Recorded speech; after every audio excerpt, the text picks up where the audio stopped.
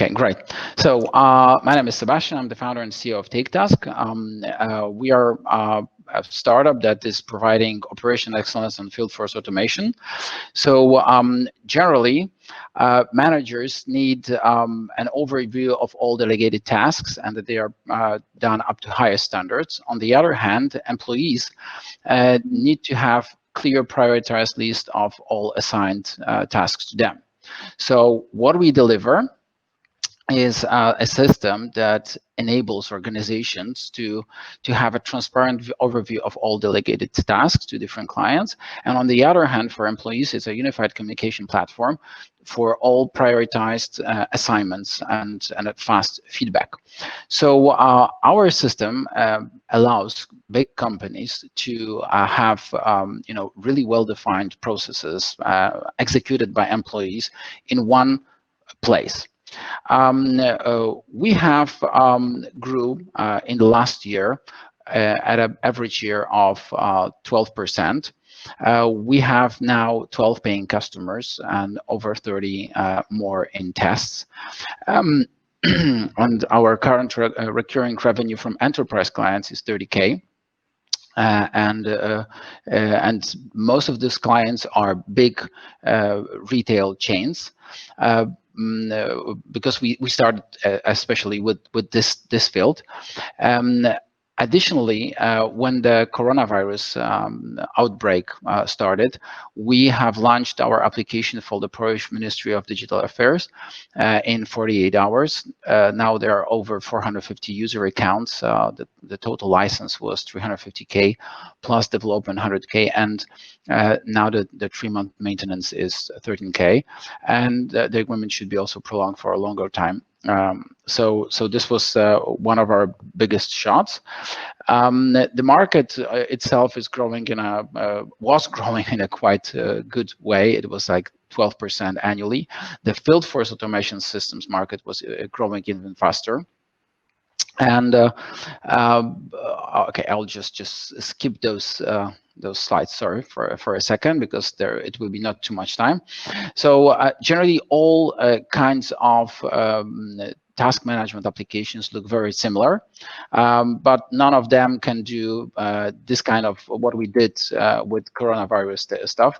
The business model is it's a B2B SaaS. The pricing is based on the number of users, and we have two channels. One is direct, the other one is indirect, and we want to put more emphasis on the indirect channel and build it much more heavily. This is our sales growth in the last period and the prediction for the next time, for the next 2 years. As you see, there is a up in sales caused by the coronavirus, and we have a quite clear view of the system, how we want to develop it. We have a quite experienced team of 25 people in 2 offices, and with enterprise software is very important. And now we are raising 1.5 million for our mostly European expansion, and also building the first steps in full SaaS. Great, thanks. Thank you, Sebastian. I'll cut you off there. Yeah. So over to the judges for 4 minutes of Q&A. Sure. Shimon, please, why don't you start? Thank you, Matt. First of all, which company generates the most revenue among your clients, and why? Is it because of the scale? Is it because of the many functionalities that they use? The amount of users. The more users you have, the more the client pays. So our biggest, I would say, the amount of users are at Rossmann. And they are also the biggest ones in terms of amount of sales, yeah.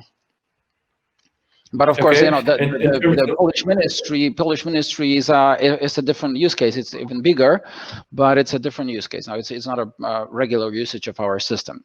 Based on the use case of ministry, we want to also propose via partners crisis management system for governments and municipal organizations, but it's not something that we have now in place. So this is for the future as a plan after investment.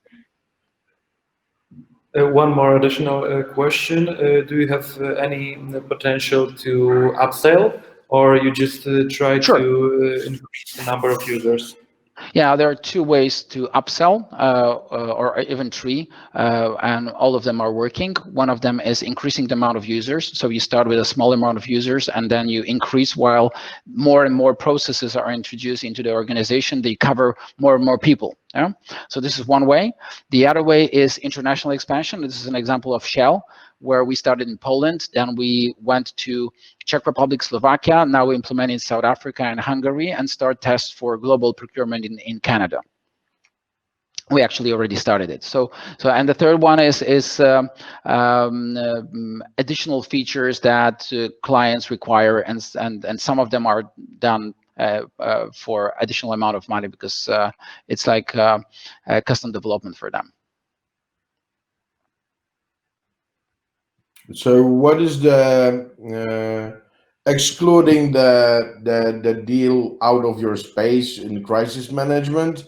How does your growth in the terms of users look today? So you know, COVID caused that all of our implementations and tests, they stopped for 2 months, and in this time we were and this was mostly because the companies did not know what to do and how to react to the situation, so they have frozen everything, and now we are very quickly going back, because the clients are coming back and saying, okay, we need digitization, we already tested it, so now let's go with an implementation, or let's go faster with tests, and so on. So within the last few months, there was no growth in the number of users from enterprise software, enterprise client, but we had a growth in terms of all users with the coronavirus quarantine app. Okay. Okay. Do you have any other question? No, I think I'm good. Okay. Yeah, and on that note, actually, Sebastian, we can obviously many of the audience won't know that you actually that you were the winner in the March edition. So I think Yes. it'd be nice, you know, we'll keep this separate from your pitching slot, but if we could, I'm sure that some of the startups would actually find it interesting to hear what you know, any introductions you've made since March, and how your, you know, business has progressed in the current situation. We started tests, for example, for the biggest retailer in Turkey, 9,000 stores like Bidronka, so it's like 3 times Bidronka. And we also started several tests in completely different areas. So yeah, it's progressing, and a lot of partners came after the coronavirus to us, and we started cooperation with them, especially system integrators. Mm-hmm. And do you know, is it been hard for them to adapt to remote working, or, you know, what's been the biggest hurdles there? You know, so companies, they generally, for us, it's really perfect, because remote working causes that we need to have a telco, and now it's not an issue that we have to go to New York or to Istanbul to talk with those guys.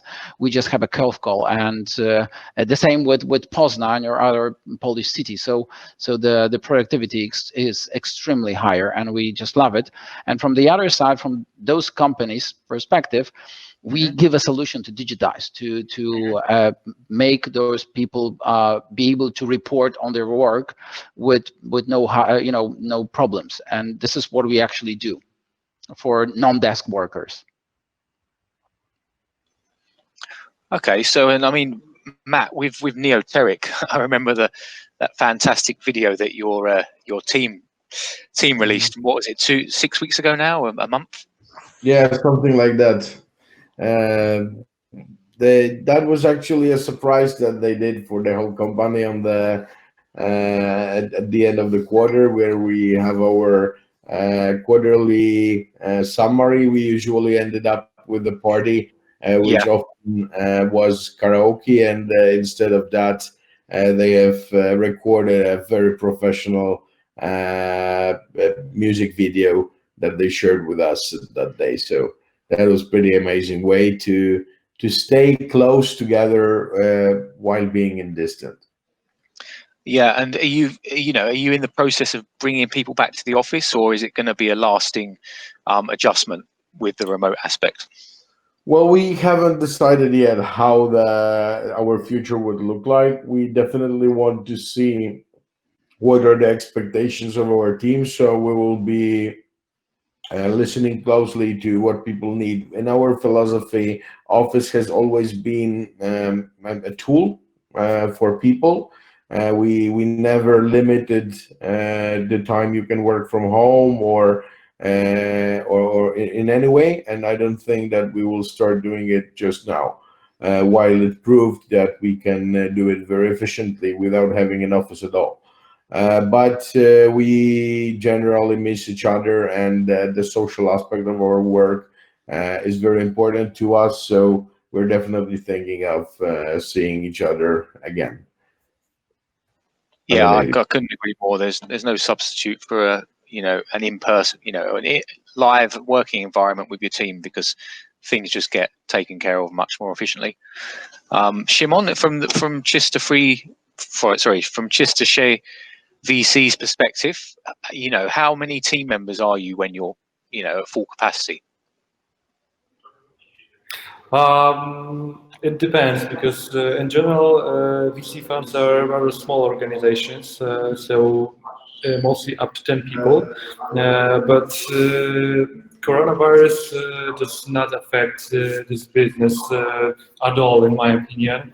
The difference is in startups valuation, because they started to melt in terms of the big bubble prices that they had before. But I think in general it's a rather healthy move for the market. Yeah, no, there's definitely been a huge correction.